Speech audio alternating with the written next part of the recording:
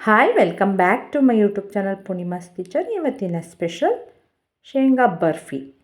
Cashew barfi ಅಲ್ಲ, ಇದು ಶೇಂಗಾ ಬರ್ಫಿ, ಬಡವರ ಬಾದಾಮಿ ಅಂತಲೇ ಕರೀತಾರೆ.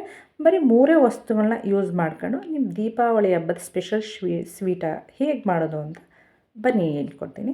ಅದಕ್ಕೆ 1 ಬೌಲಷ್ಟು ಶೇಂಗಾ ಬೀಜ, ಕಡಲೆ ಬೀಜ, ಒಂದು ಅರ್ಧ ಬೌಲಷ್ಟು ಸಕ್ಕರೆ, ಒಂದು 2 ಸ್ಪೂನಷ್ಟು ತುಪ್ಪನ ತಗೋಣ. ನಂತರ ಕಡಲೆ ಬೀಜನ ಹುರಿದು ಈ ಥರ ಸಿಪ್ಪೆ ತೆಗೆದು ಒಂದು ಮಿಕ್ಸಿ ಜಾರಿಗೆ ಹಾಕಿ ಈ ಥರ ಪುಡಿ ಮಾಡ್ಕೊಂಬಿಡೋಣ. ನಂತರ ಸ್ಟವ್ ಮೇಲೆ ಒಂದು ಬಾಣಲಿನ ಇಡಿ. ಅದಕ್ಕೆ ಒಂದು ಅರ್ಧ ಬೌಲಷ್ಟು ಸಕ್ಕರೆ, 1 ಬೌಲು ಶೇಂಗಾ ಬೀಜಕ್ಕೆ ಒಂದು ಅರ್ಧ ಬೌಲಷ್ಟು ಸಕ್ಕರೆ, ಒಂದು 2 ಸ್ಪೂನಷ್ಟು ನೀರು ಹಾಕಿ ಸಕ್ಕರೆ ಕರಗೋ ತನಕ ಚೆನ್ನಾಗಿ ಕೈ ಆಡಿ. ಕಾಜು ಬರ್ಫಿ ಥರನೇ ಇರುತ್ತೆ, ತುಂಬಾ ಟೇಸ್ಟಿಯಾಗಿರುತ್ತೆ. ನಾವು ಕಾಜು ಬರ್ಫಿ ಮಾಡೋಕ್ಕಾಗಲ್ಲ, ತುಂಬ ಕಾಸ್ಟ್ಲಿ ಅಂದರೆ ಈ ಥರ ಶೇಂಗಾ ಬರ್ಫಿ ಮಾಡಿ ಅದೇ ಥರ ಸೇಮ್ ಇರುತ್ತೆ, ತುಂಬಾ ಟೇಸ್ಟಿಯಾಗಿರುತ್ತೆ. ನಾನು ಹೇಳಿದ್ನಲ್ಲ, ಬಡವರ ಬಾದಾಮಿ, ಎಲ್ಲರೂ ಕೂಡ ಇದನ್ನು ಮಾಡ್ಕೋಬೋದು ಮನೇಲಿ. ನಾನು ಇದನ್ನು ದೀಪಾವಳಿ ಸ್ಪೆಷಲ್ ಸ್ವೀಟ್ವಾಗಿ ಮಾಡ್ತಾಯಿದ್ದೀನಿ. ಮನೇಲಿ ಒಂದು ಸಲ ಟ್ರೈ ಮಾಡಿ.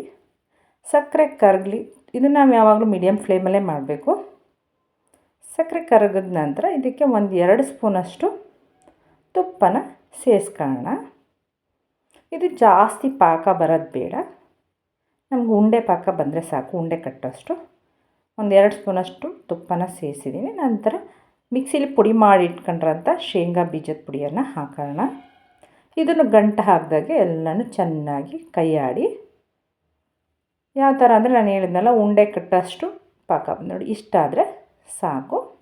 ನಿಮಗೆ ಸ್ಮೂತಾಗಿ ಬೇಕು ಅಂದರೆ ಬರ್ಫಿ ಅದಕ್ಕೆ ಮಾಡಿದ್ರೆ ಸಾಕು. ನಂತರ ಒಂದು ಬಟರ್ ಶೀಟ್ಗೆ ಸ್ವಲ್ಪ ತುಪ್ಪನ ಸವರಿ ನಾವು ಶೇಂಗಾ ಬರ್ಫಿದನ್ನು ಇದಕ್ಕೆ ಹಾಕಿ ಚೆನ್ನಾಗಿ ಮಿಕ್ಸ್ ಮಾಡೋಣ.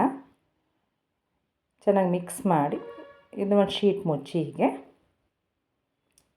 ನಿಮಗೆ ಒಂದು ಲಟ್ಟಣಿಗೆಲೆ ನಿಮ್ಗೆ ಎಷ್ಟು ತಿಕ್ನೆಸ್ ಬೇಕೋ, ಎಷ್ಟು ಉದ್ದ ಬೇಕೋ ಅಷ್ಟನ್ನು ಲಟ್ಟಿಸ್ಕೊಂಡ್ರೆ ಸಾಕು.